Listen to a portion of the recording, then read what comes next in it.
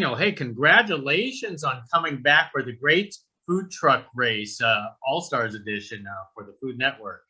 Thanks, Gig. I appreciate that. Hey, so tell us what was it like getting that call asking you to come back to the show that you haven't been on? I want to say what, 10 years?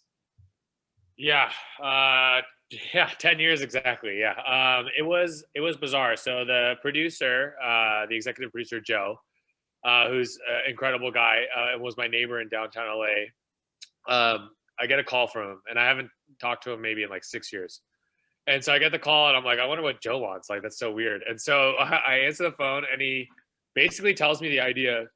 And at first, well, it's really funny. So like when we had won season two, I looked at my partner at the time, and it was like a 2 month battle from Malibu to Miami. I mean, I drove my truck across the country, and I was tired. I had this like weird version of like PTSD that came out of doing the show. So I talked to my partner, and he looked at me and he goes, "If they ever do an all-star season, don't you dare call me." He's like, "Don't you dare call me. I'm not in. I don't ever want to do this again in my life." And I was like, "Okay, good. Like, he'll be my rock." Like so I got the call from Joe, and like, of course, it did so many amazing things for us that I was excited by the opportunity, but I also knew the amount of work and difficulty it takes and the sacrifice to do the show. So I was hoping I would call Jason, and Jason would respond with, F no, I'm not doing that. I'm out. And so he responds with, "Oh, intriguing. I mean, I guess because it's COVID and we're not doing much with our restaurants right now, I would be into it." And I was like, "Wait, what?" He's like, "Yeah, I think I'd be into it." And I was like, "Oh man, like this is," yeah. So now I'm starting to like really think about it. And I remember exactly what it was. I was walking with my girlfriend and her dad in Colorado. And her girlfriend, my girlfriend's dad's like very, very much a mentor and very, very intelligent. And we're walking and we start talking about it. And he's like, "You got to do it. You got to do it. No matter what, it's too meaningful for your business. It's done too much for you in your life. Like, I don't know if he wanted to say I owed it, but he basically said like the opportunity to do it is just too great." And so I washed away all the stress and anxiety it caused me, and maybe the couple years it shaved off my life expectancy, and I decided to do it again. So admittingly, you admit this show was a life-changing experience for your entire career. 1,000%. 1,000%. I feel really blessed to have been able to do it the first time, and the fact to be back is, I mean, it's truly amazing. It's incredibly taxing and difficult, and it comes with a cost, but even just the opportunity to just be on the show is pretty amazing. Now, 10 years, a lot of things have changed for you career-wise, everything-wise in 10 years. And I always wonder is when you return to a show, something like this, because now you have established a food truck, restaurants, and all this stuff, how do you even like find that time to block out weeks to do something like this? Or do you have like a really trustworthy staff? Great question. So yes, I have a trustworthy staff, but when you're running businesses, and I consider my businesses all a small business, if the person isn't there to steer the ship, they're going to drive in circles. And so as much as I love my staff, and I think they did an amazing job picking up, where I left off, a lot of the ships just kind of, it coasted. It didn't really go in a direction. It kind of was just there in neutral. And that was part of the sacrifice to be on the show. So it wasn't, the only difference between the first time and this time that I learned was the first time I was like, "Oh, I'll still be on our weekly calls. I'll still be coaching all my staff." This time I said, basically, don't expect one phone call from me the whole month. I'm going to be offline because on the days that you're off, you have to do, you have to work to get the rest of the stuff going. I mean, there's a lot of, preparation in the Great Food Truck Race. So you don't really have a day off. And so this time, at least I was more aware of that. But the other businesses definitely, they didn't move forward the way they would have if I was still there and active for that month. Now, this time around, you had to bring in a new member for this All-Star. Could you talk about Mark? Because I don't believe Mark had a food truck background. He looked like he was just like a executive chef somewhere from what So really great story about Mark. Mark was our third employee on the lime truck. And Mark, when we went on the Great Food Truck Race, was actually the manager of the truck. So we left him to run the business when we went on season the first time, season two. So And then after we got back, we worked together for like maybe 6 months. And he's like, I did the truck thing. I want to go see what the world's like. So he, I gave him my blessing, and he went off to, I believe first he tried New York, and then he went to Chicago. So he does have truck experience, although a little rusty because it's been like 8 years since he's been back in the truck. And there's a lot difference of a vibe in fine dining and food truck war, type of service. But yeah, he was a beast on the truck back then, still a beast on the truck now. He did take a nice hiatus from the food truck world, but I think he kind of settled right back in. So in the first episode, when you walk back to that nice green truck again, what came back to your memories? Was it great fond memories, or is it PTSD? Yeah, I mean it's a combination. Yeah. So I think a lot of the feelings of like elimination, a lot of the feelings of competition, right when I saw the truck, because it's not our truck, they make you a truck for the show. And so it kind of put it in perspective. You see this truck, it's not yours. You see other people's trucks, you see other teams competing. It's back to, filming. It's interesting. So you're excited. It's especially day one. Day one, you're really excited because that's when every team's still there. Nobody's gone home. And so, but then the reality of what you're doing there and why you're there comes to settle in. And that's when the PTSD kind of rolls in. And then you remember that no matter how prepared you are, no matter what you're doing, Tyler's going to throw a speed bump at you, and that's going to set the whole thing off. So as much as you you see that moment and you try to like lean into it, you're like, oh, I forgot that this whole game is like, trickery. Like the whole game is to like get you to want to fail, or not fail, but have, challenges so that it makes for better TV and a more difficult competition. Prior to going into this competition, because you've done this before, did you guys even formulate a strategy, or do you basically said, there's just going to be too many curveballs and we're just going to roll with it? Oh, good question. I think we do formulate a little bit of a strategy. I would never walk into my restaurant and not have like a strategy on how I was going to execute, So we had, I want to say we had like a few couple hour conversations. The good thing is I've worked with Jesse and Mark before. They're so competent. Like, I mean, it's, and the funny thing is that I worked with them like 8 years ago. So, whatever we all brought to the table like 8 to 10 years ago, it's obviously, because we've all stayed in the industry, it's obviously amplified and gotten better. So yeah, we did some preparation. It was more so about where we are going to see our roles in the truck. So I was going to do a little bit of prep.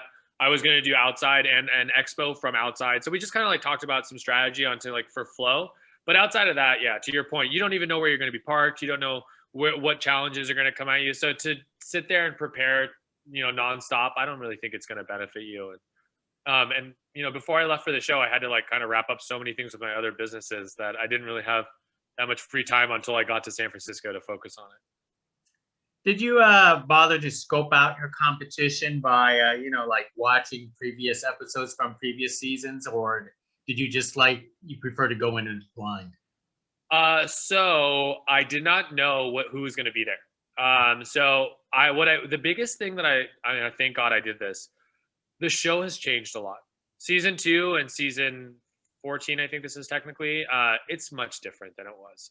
And so the good thing is that I watched like season 13, and so I got to see Mystica, but also like I got to follow how the show's changed a lot. And so being able to do that, I think was really smart. And then Soul Sausage I watched because they're right after us and I'm friends with them and they're local to us. Middle Feast, I love Tommy. So I got to see some of the players and I got to see them around LA, they're local. But if I had more time, I would have done research on every team. If I knew the teams going in, I don't know. There's, strategy is important. Strategy is what gets you to be able to at least make it to the final few. Since you brought up Soul Sausage, and it sounds like those guys are great friends of yours. There was the episode where they had the immunity, and they took you out. I know. I was so surprised. Those punks. I think it's because I was in their ear. I was in their ear during the whole process, and I think that's why they got into me. I was like, so who are you guys going to pick? Are you guys going to pick this person? Are you going to pick that person? And I think I spooked them, and they just picked me instead. I was surprised, though. I think it's great. I spoke to them earlier this week, and they they had like nicknames for your truck, and you probably know about them already. So Yeah, they're funny, man. They're great. But yeah, no, they picked me, which really sucked.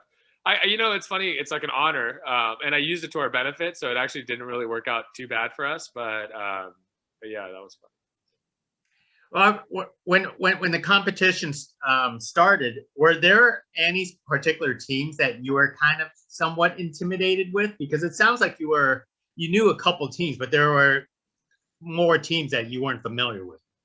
Yeah, this is the biggest difference between going on a non-all-star season and an all-star season. So like when we came on season 2, I saw the teams and I was like, okay, like I don't know how good these teams are, but I feel confident in my own abilities that I'll at least get to like the final few. Outside of that, I'm not really sure. This time when I came on the season, I was like, I don't know. I really have no idea who's the team to beat. And then when I saw Aloha sell a $75 bread bowl and sell out of it, I was like, okay, that's the team. That's the winning team. There's no way anyone else is gonna beat them. I can't sell a $75 bread bowl no matter what I put in it, And so it was freaky, and that just goes to show that their network is obviously very much, and their fans are very much aligned with them. And so, and I found out that I think 2 of them like lived in SF, and so like that's obviously a huge advantage if you have a network that's local. I don't know anybody up there, so yeah, it was definitely, they were the scariest team for me in the beginning was Aloha, but everybody could easily have been a contender. The only reason why Aloha scared me so much was after seeing the result from the first episode. Now, because of the fact that this show was based in San Francisco, did you make kind of adjustments into your menu? Because I know you guys are like SoCal, Cali Mex type of food. Yeah, thanks.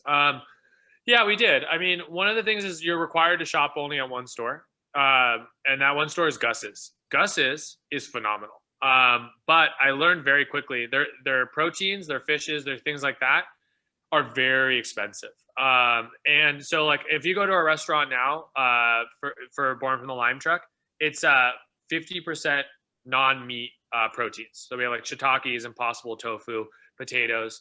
So I wanted to do something like that anyways, but because I saw the prices of the proteins and things like that, we kind of veered towards the produce. And their produce is like organic, local, and cheaper than, or as cheap as like Whole Foods or a place that like has good produce and isn't way overpriced. So we went deep into the produce game.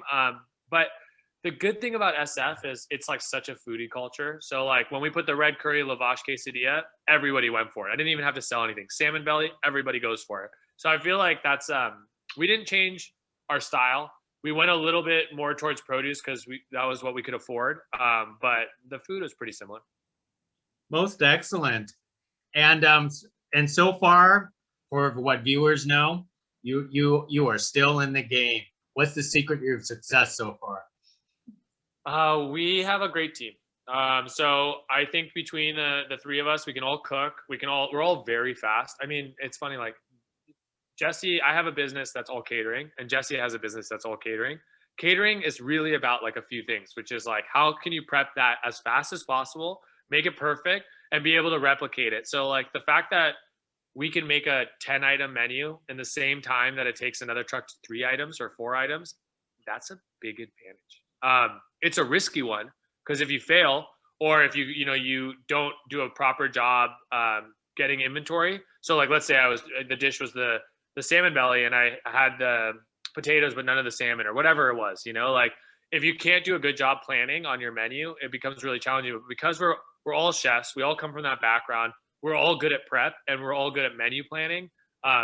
It was amazing to see us in the grocery store. It was like science. Like we have 3 cents here, 5 cents here, 8 cents here. And I'm like, just going through it, like, like Rain Man, like trying to like figure out numbers. Like 2 days later, I was like $1.89. That was the price per pound for squash.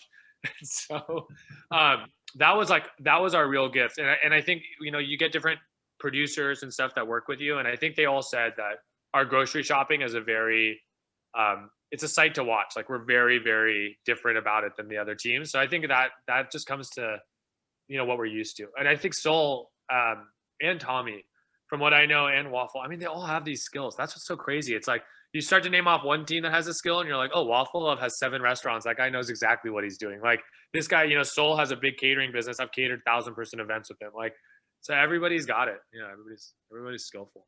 Well, they certainly elevate that competition. Well, Daniel, before I let you go, I'm actually heading down to Southern California in the middle of July to Orange and San Diego counties myself. Yes. Yeah. Shall I stop by one of your restaurants, and what should I try? Yeah, gang, 100%. What are you talking about? You gotta stop by. So, Born from the Lime Truck, that's in the Irvine Spectrum, so right in Orange County. We just launched our handmade tortillas.